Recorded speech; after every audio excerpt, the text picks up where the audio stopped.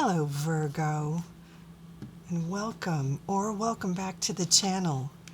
I'm Jen with Bohemian Path Tarot, and we are doing your October reading today. I have got the Wonderland Tarot here.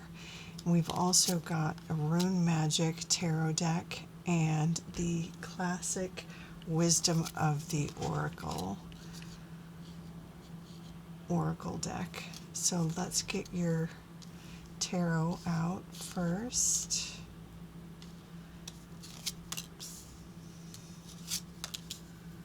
As always, these are general readings for a general Virgo audience. So obviously it's not as personalized as a one-to-one reading would be. So please take what resonates for you and leave the rest for another Virgo. I invite you to check out the videos for your sun sign, your rising sign, and your moon sign for the most resonant experience.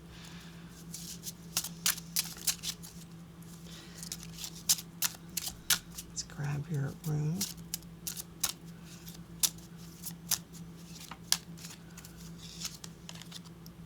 Nice, Kanaz, or Ken. And let's grab an oracle card.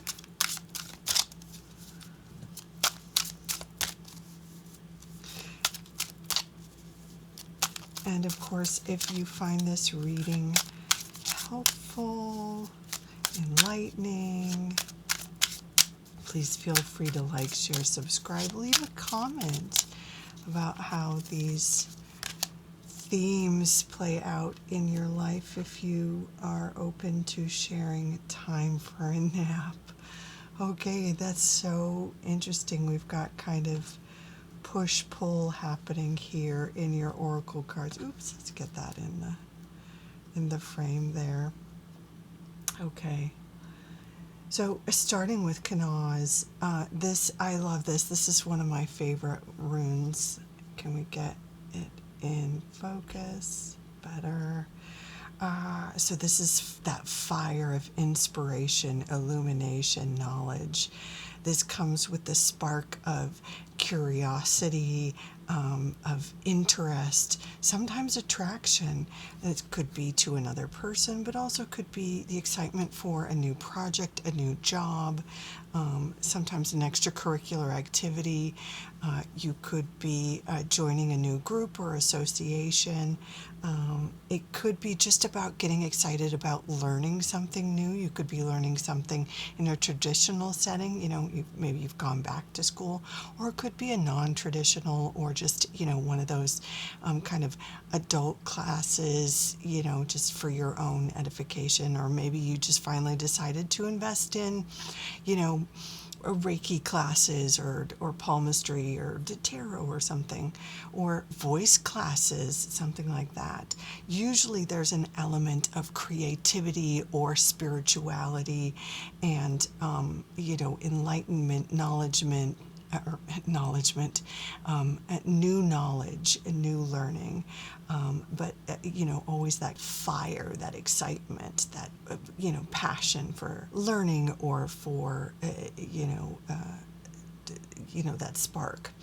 Okay, but interestingly, we've paired here with time for a nap, which suggests you maybe due for a little break, or a little rest, rejuvenation, renewal.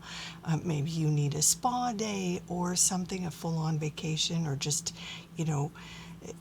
give yourself the gift of taking a couple of hours early, signing out from work early if your boss will let you, that sort of situation. There's something about needing to take a little break that it can support something else that may be germinating, especially if you're in a phase where you're learning something new, or harboring a new excitement, or working on a new project. It could be, especially for any artists out there, if you're working on a new project, there could be something about taking a nap or a break or a spa day or something, giving yourself time to ruminate or downtime to work on a project or let your sort of project percolate, if you will. But anyway, take that as it resonates for you as you're following this new passion or giving yourself space for this new passion. Also give yourself, time to time for a break, whether it's mental or physical, spiritual, emotional, or all of the above. Now let's get into your tarot and see how these themes connect. Now in our first column, I kind of read these by columns that loosely might associate with the weeks of October for you. So we have the Eight of Swords paired with the King of Wands. We see the Eight of Swords typically in times when we may be tripping ourselves up with feelings of perhaps self-doubt or carrying an outdated picture of ourselves, or trapped ourselves into some kind of idea that no longer serves us, or maybe holding us back from some goals or projects, or maybe some new passions, right? And this is paired with the King of Wands. Now, the King of Wands is typically going to be something or someone external from you. It doesn't have to be male, but somebody typically with sort of boss energy, or someone kind of in charge, someone very confident and magnetic who may have a piece of information or advice for you, or some sort of invitation. This could literally be a boss, someone offering you a new role, a new job, but it could more likely be someone who has an invitation to you in some creative field, or some passion project, or some association that you want to be involved with, that may be like triggering a bit of self-doubt or insecurity or something like this. This could even be a potential, for those of you who may be single, this could be a potential romantic partner or something along those lines that may be giving you a little, the association may be giving you a little, it's something you want, but maybe feeding into some fears, or it may be giving you a little bit of hesitation. Now that's just the mind game, right? The Eight of Swords tells us that this is something that is happening in your mind that is not warranted and not fair, and something that you can really consciously walk away from, or do the work to evolve from, because this particular person, male or female, can really enrich your life and bring more of that fire, bring more of that excitement, bring, this person may be associated with this project, enlightenment, educational, whatever this piece is for you, and really enrich your life. The kind of caveat is you have to sort of let go of whatever these fears or self-doubts, or whatever this little personal jail is, that it's time for you to walk away and walk into this more exciting phase with this person that you would have more fun hanging out with anyway, and learn more from, and kind of evolve towards this more sort of fiery, exciting experience. Because we see this in the next row. Here we have the Nine of Wands paired with the Queen of Wands. And the Queen of Wands is very much like the King of Wands, also a magnetic, charming, passionate, possibly creative person who, again, may be associated with this project or learning environment in some way. And the Nine of Wands is also suggesting more enrichment for you, but there's this card also suggests you may be burning the candle at both ends. And there's a piece of advice here with the Nine of Wands, that you may have to set some personal boundaries in terms of maybe not taking on additional projects at work, or maybe not taking on additional volunteer projects, or something. The Nine of Wands always comes with a sense that there is the potential for you to be sometimes too generous with your time, and just being careful that you save enough time for your preferred projects, the things that really fire you up, and not the things that can, just not to be too generous, because you do want to be sure to have time with your friends, if they're the new friends or whether they're the old friends. Just making sure you have enough time for your own personal projects and these things that really fire you up. In the next column, we have the Ten of Cups and the Moon. The Ten of Cups is that sense of new community, really being aware of your positive relationships and how they're positively supporting your life, and also perhaps being aware of new commitments forming in your life, maybe becoming aware of a new community or a new association that is enriching your life. Tens, of course, can indicate an awareness of not only a sort of fullness, or and not an ending in this case, but an awareness of a full blossom, let's say, a completion, or something that's reached its full maturity, but an awareness that something else can also branch off, a new beginning of sorts. So there's probably from this new project, or this new fun project, maybe a new community or a new group of friends or associations. This could also be, for some of you, it seems, maybe a family member is pregnant or getting married or engaged or something like that. So your actual family could be expanding in that way. That's not true for everybody, but take it as it resonates for you. This is paired with the moon.